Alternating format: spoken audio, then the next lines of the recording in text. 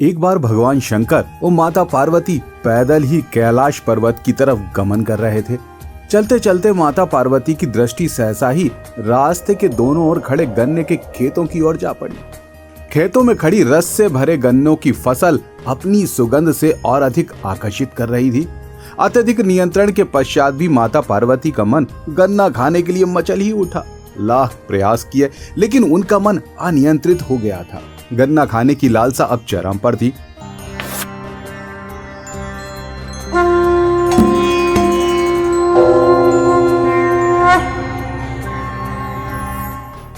माता पार्वती ने अपने मन की बात से भगवान शंकर को आखिरकार अवगत करा ही दिया। भगवान पहले तो हिचके, लेकिन माता पार्वती की इच्छा को जानकर इस तरह से गन्ना खाने के लिए मना भी नहीं कर सके। भगवान शंकर ने कहा, एक गन्ना तोड़ लो। ये सुनते ही तत्काल माता पार्वती ने गन्ना ले लिया। इस प्रकार उन्हें संपूर्ण जगत का भ्रमण करते हुए कैलाश पहुंचने में पूरा 1 माह का समय व्यतीत हो गया था। गन्ना बहुत ही स्वादिष्ट था। माता श्री गन्ना खाती रही और भोलेनाथ जी ने गन्ना खत्म ही नहीं होने दिया। दोनों कैलाश पहुंच गए। अपने धाम पहुंचकर भोलेनाथ जी ने पार्वती से कहा, आप यहाँ रहकर विश्राम कीजिए और मैं किसान का कर्ज उतारने के लिए अब जा रहा हूँ। माता भगवान शंकर की ये बात सुनकर चौंक गई। माता पार्वती ने मध्यम आवाज में कहा कि एक गन्ने का क्या कर्ज प्रभु।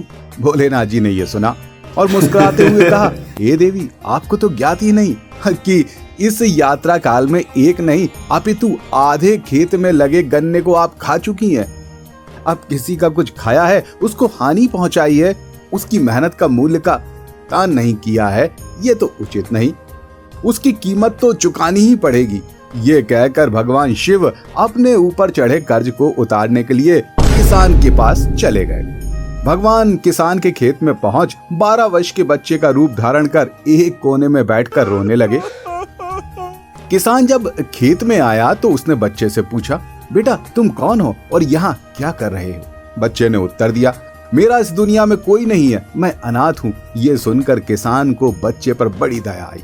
उसने कहा, तुम मेरे घर चलो, मेरा कुछ काम कर देना और मैं तुम्हें उसके बदले खाना दूंगा, रहने की व्यवस्था भी कर दूंगा। बच्चे बने बाबा मान गए। शंकर जी ने पूरे 3 वर्ष तक कठोर परिश्रम किया और किसान का सारा कर्ज उतार दिया। जब वो मुक्त हो गए तो फिर एक दिन भगवान शंकर बिना कुछ कहे वहां से चले गए। किसान ने बच्चे को खूब तलाश किया, किंतु ये सोचकर शांत हो गया कि बच्चा अब बड़ा हो गया है, कहीं और जाकर कुछ अन्य काम कर अपना जीवन यापन कर ही लेगा। तो कुछ समझे आप, तनिक सोचिएगा।